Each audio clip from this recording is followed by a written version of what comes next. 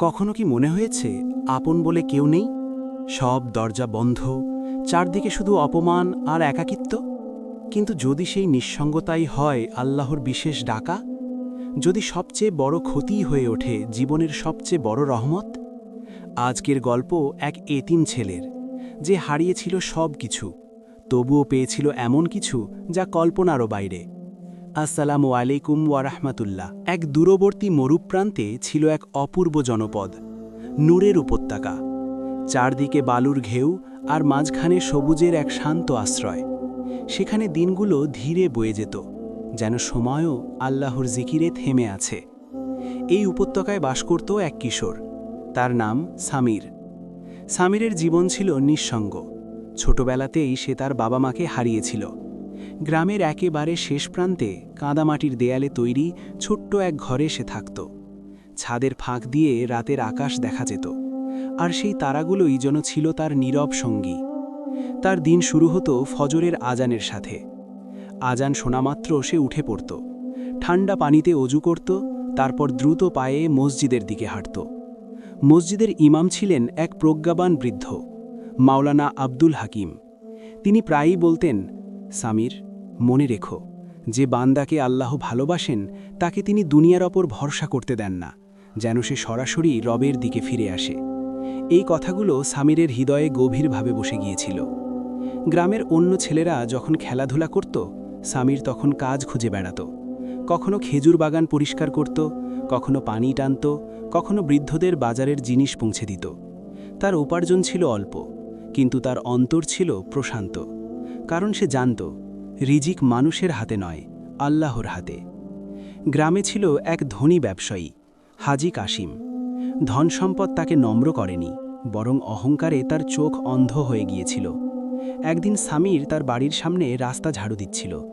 হাজি কাশিম হেসে বলল, হে গরিব ছেলে, সারা জীবন কি এভাবেই ধুলো পরিষ্কার করবে? তোমার ভাগ্যে বড় কিছু নেই। কথাগুলো যেন ছুরির মতো বিঁধল। সামির মাথা নিচু করে কাজ শেষ করল, কিন্তু চোখ ভিজে উঠল।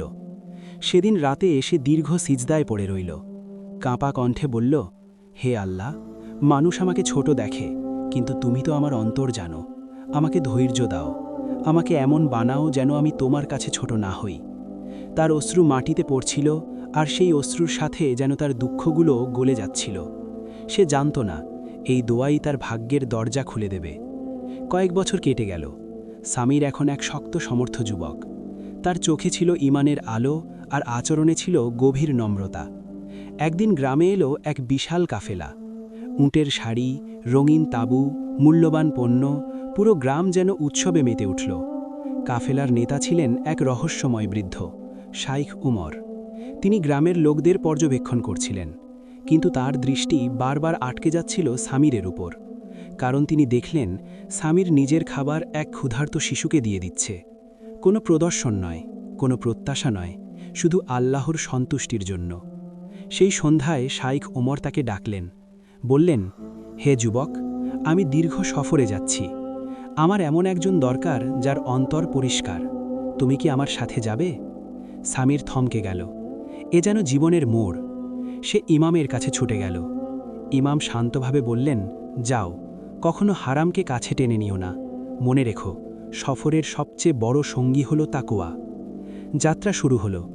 দিনের পর দিন বালুঝড়, তীব্র তাপ, রাতের হিম, সব কিছুর মাঝেও সামির কখনো নামাজ ছাড়েনি।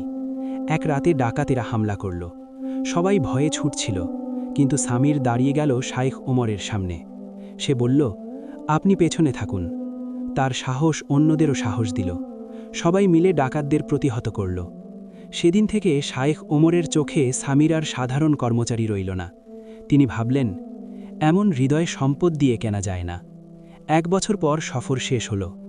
বিদায়ের দিনে শাইখ ওমর তার সামনে 2টি বাক্স রাখলেন, একটি বড় ভারী, অন্যটি ছোট সাধারণ।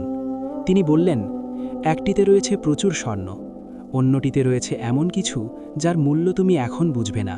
বেছে নাও। সামিরের মনে ঝড় উঠল। স্বর্ণ মানে সুরক্ষা, সম্মান, নতুন জীবন। কিন্তু হঠাৎ ইমামের কথা মনে পড়ল। আল্লাহর নির্বাচন মানুষের নির্বাচন চেয়ে উত্তম। সে চোখ বন্ধ করল। মনে মনে বলল, হে রব, আমি তোমার সিদ্ধান্তকেই বেছে নিচ্ছি।